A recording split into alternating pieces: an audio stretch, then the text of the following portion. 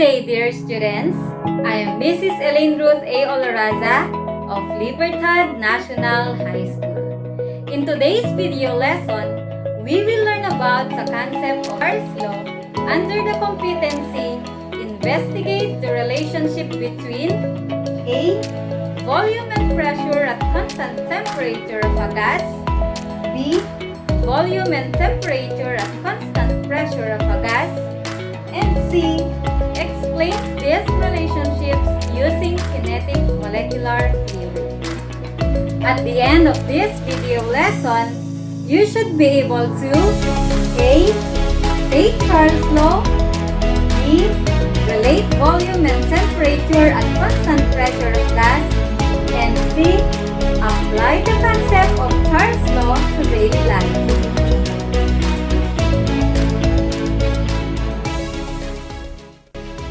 In the previous video lesson, we had learned about the concept of Boyle's law.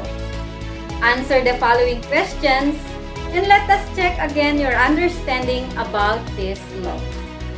Choose the letter of the correct answer. For the first question, Robert Boyle proposed the A. Direct relationship of volume and pressure of gases, B.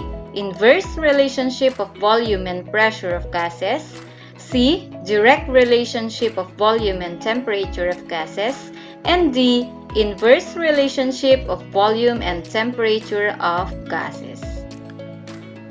If your answer is B, the inverse relationship of volume and pressure of gases, then you are correct. Second question, for a given temperature, if the pressure decreases, the volume A. increases, B. decreases, C. stays the same, D. is not affected. Letter A. increases. You're right. Third question, which of the following represents the mathematical expression for Boyle's law? A. P1 over V1 equals P2 over V2, B. V1 over T1 is equal to V2 over T2, C. V1 times T1 is equal to V2 times T2, D. V1 times P1 is equal to V2 times P2. Letter D. Excellent answer. Fourth question, according to Boyle's law, what quantity needs to be constant? A. Pressure, B. Volume, C. Temperature, D. All of this. Letter C. Temperature. That's the correct answer. Fifth and last question. Which of the following graphs represents Boyle's law? Letter B. The graph which is downward. Great! You now mastered the concept of Boyle's law.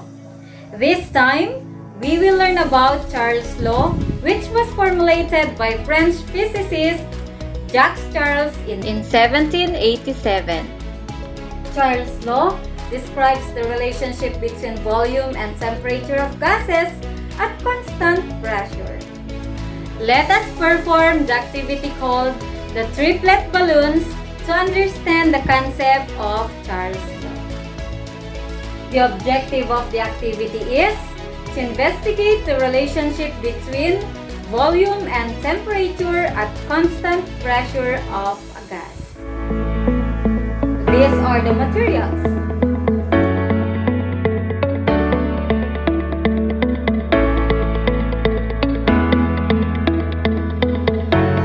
In this activity, we will have three setups.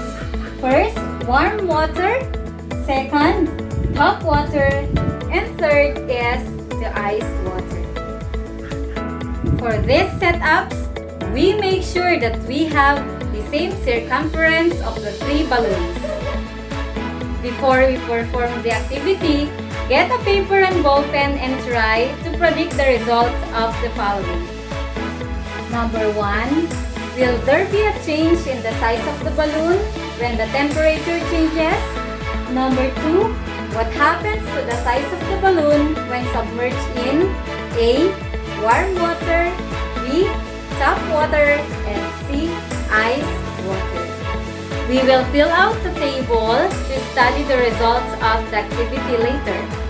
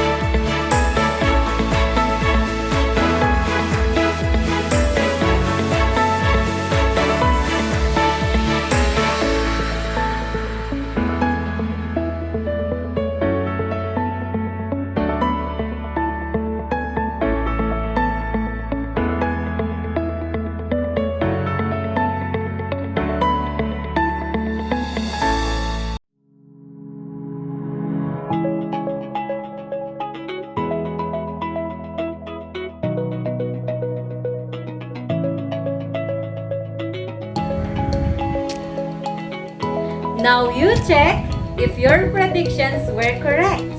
Question number 1. Is there a change in the size of the balloon when the temperature changes? The answer is yes. Question number 2. What happens to the size of the balloon when submerged in hot water and why? The balloon becomes bigger because of higher temperature. Letter B. What happens to the size of the balloon when submerged in tap water? The balloon did not change in size because there is no change in temperature. Letter C. What happens to the size of the balloon when submerged in ice water? The balloon became smaller because of lower temperature. Third question. How is the temperature of the gas related to its volume? As the temperature increases, the volume of the gas also increases.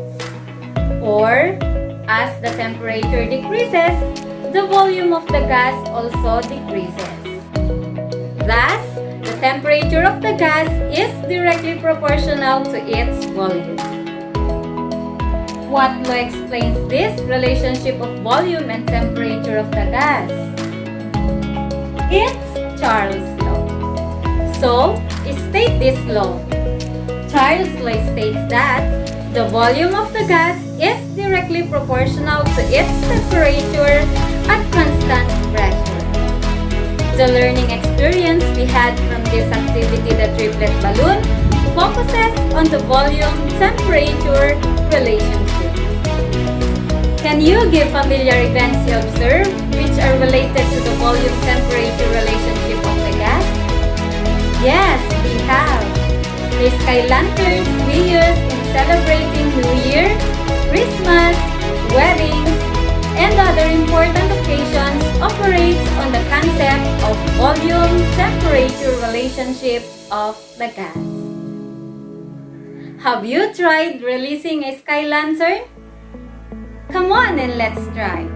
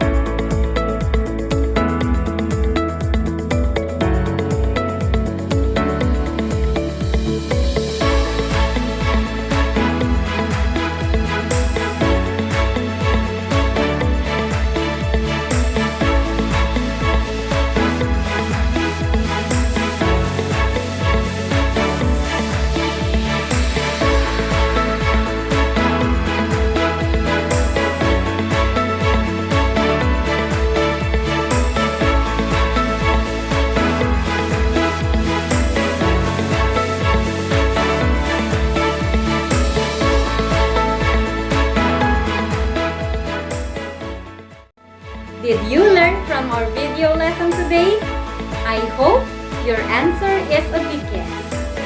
Let us check your understanding on the concept of Charles' law by answering the following questions.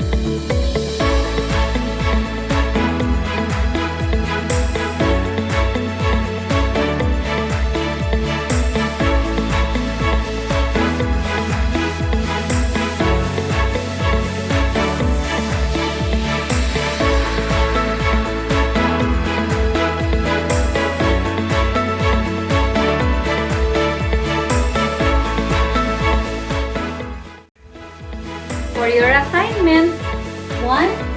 Write the equation for Charles' law. 2. Derive the equations for Charles' law. And 3. Solve problems involving Charles' law equations. Once again, this is Teacher Elaine. See you in the next video lesson episode.